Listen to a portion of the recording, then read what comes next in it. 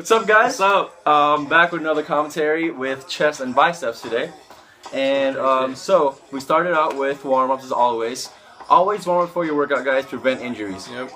It's really important. Alright, so first exercise was incline dumbbell press. So we went right into it. We did 4 sets of 10 to 12 reps.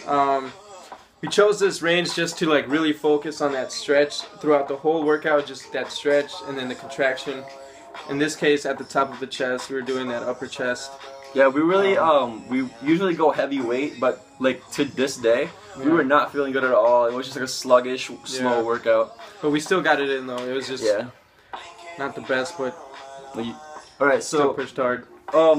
What I like to do in this exercise is I like to keep an imaginary line of where to go up and where to keep the weights when you go down.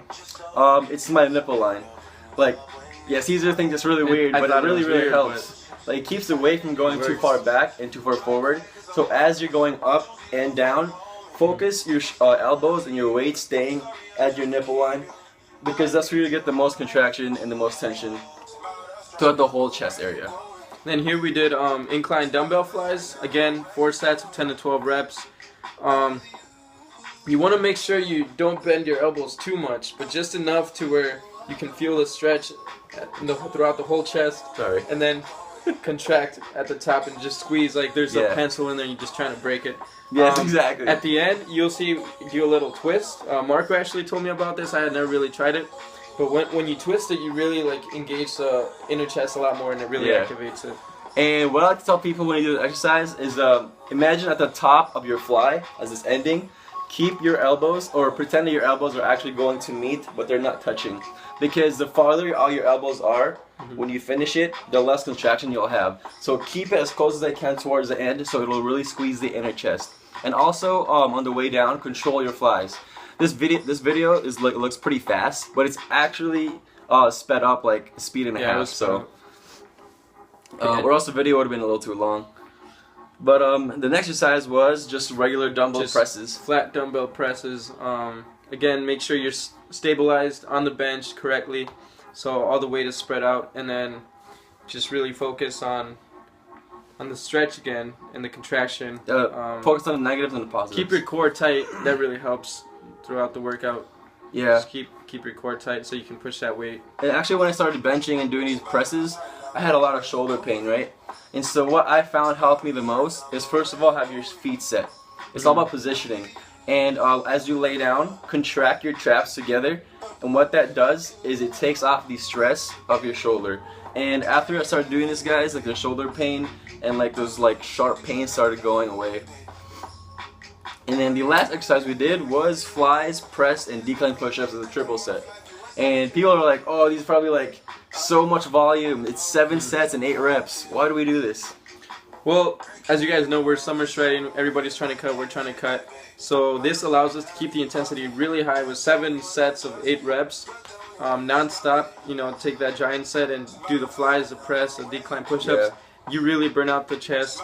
Doing this at the end of the workout really helps, just to, you know, tear everything that's left in there and just take care of everything. Yeah, another thing is like people like, okay, find like 4 to 5 exercises that you find help you like contract the muscle the best and work it out the best, and do those to like 4 to 5 sets. Like, you don't have to do 7 exercises or like 8 exercises. Just find around 4 or 5 and do this for 4 to 5 sets. Just the basic, And actually, our rest times for the exercise was just right after each other. Like, we could finish it. We just went back to back. Yep. No rest. And then, alright, so you guys are probably wondering, like, why is it chest and biceps today?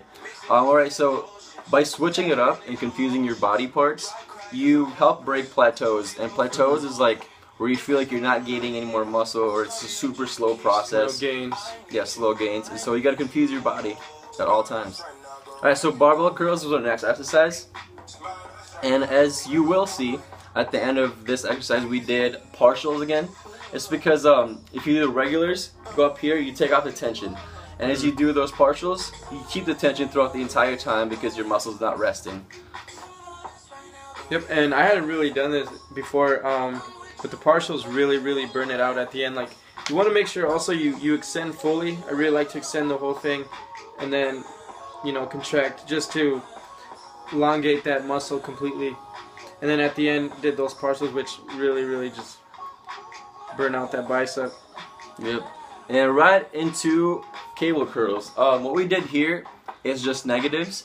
So instead of like putting more pressure towards the positive, okay guys, positive is going up, negative is on the way down. Alright, so instead of the positive going up, we slowed down our negative so it tears the muscle downwards as we're finishing the motion. And what that does is it works out your long head right here as you go downwards, and it really gives it a good tear on the way down. So you guys should give these a try definitely. Because that way you're hitting it from a different angle. Because everybody's so used to just up, but that opposite angle needs to also be worked. Yeah. And that's why we throw in those negatives. And make sure they're slow, guys. Like this video again is sped up, yeah. And look how slow Caesar is going right here. Like it takes like at least 3 seconds when it's sped up. And what are we, like 3 weeks of summer shredding now? Yep, we're at about 3 weeks. We're actually doing like we're at the same time frame right now, and so we'll see who's more shredded in the end. Alright, so our last, I believe this is the last one, right? Yep, this is our last exercise. Alright, so the last exercise is reverse grip curls. And what this works out is the base of your bicep. And it's, it also works out like the top of your forearm. That's what Caesar was saying when he was feeling that. I like to throw in, on my arm days, forearm workouts just because I lack my forearms, but this is really great. I really like it for forearms. And, you know, it activates your bicep also. So. It targets this area right here, I believe, the lower base of your bicep. But that's it for today, guys. Hope Thanks you for guys watching. enjoy it. Hope it helps. Follow my pages. More workout stuff.